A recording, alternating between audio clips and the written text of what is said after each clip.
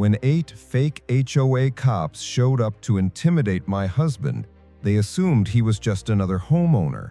They didn't expect a Delta Force veteran to be on the other side of the door. In just 7 seconds, 3 attackers were incapacitated, the rest fled, and the HOA's arrogance was destroyed.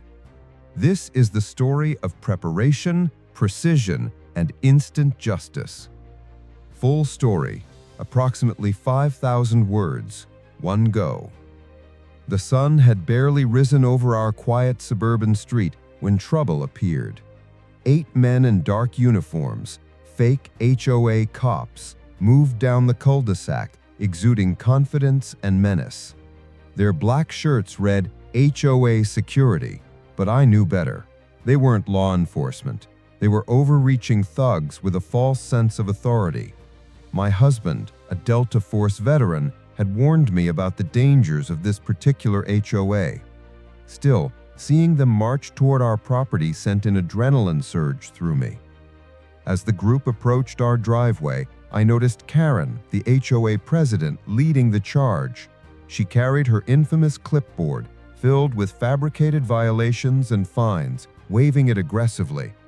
Her eyes were blazing, assuming she could intimidate us into submission.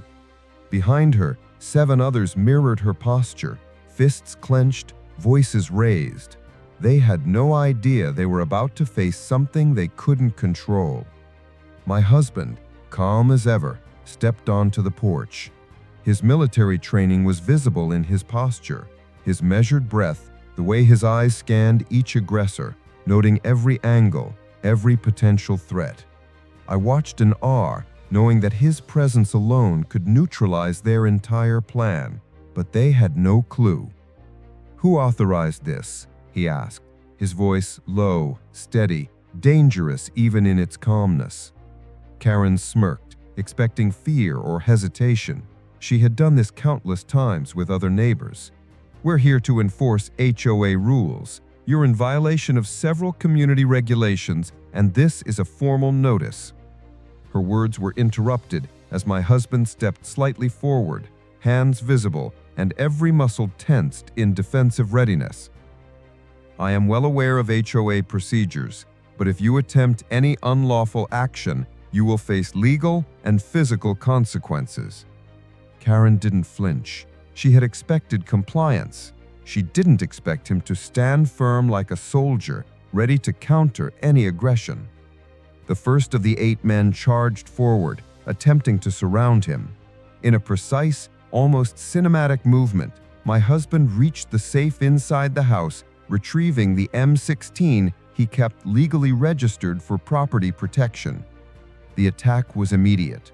3 men lunged at once, overconfident, shouting threats, thinking brute force would intimidate a trained veteran. My husband fired 3 rapid, perfectly aimed bursts. 3 attackers went down instantly, sprawled on the asphalt, their momentum used against them.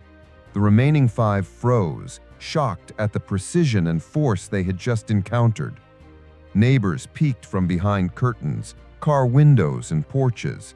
The street, usually quiet, was suddenly alive with chaos. My husband's calm yet lethal precision was mesmerizing.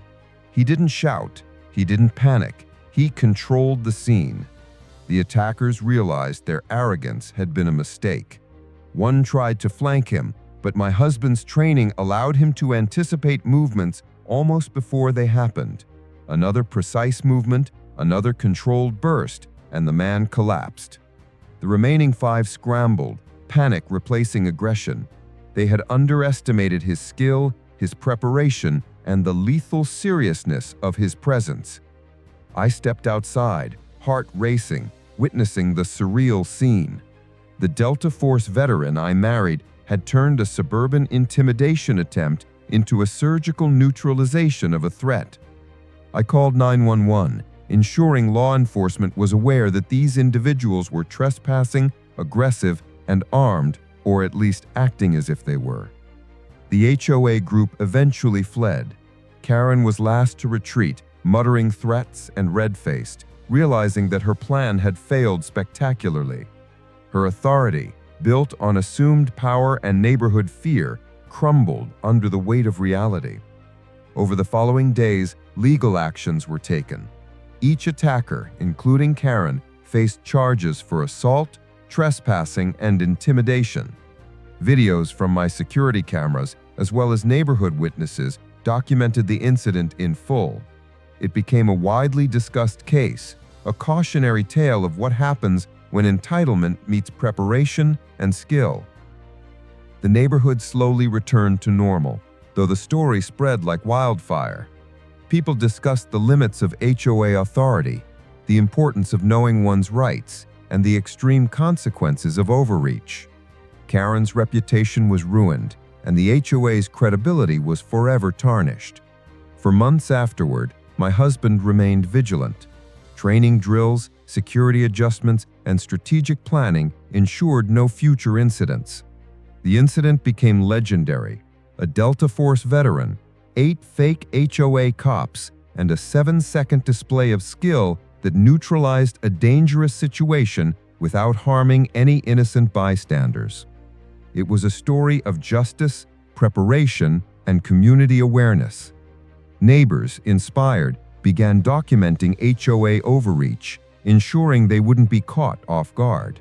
The Delta Force veteran, usually modest, became a symbol of preparedness and measured power in the face of intimidation.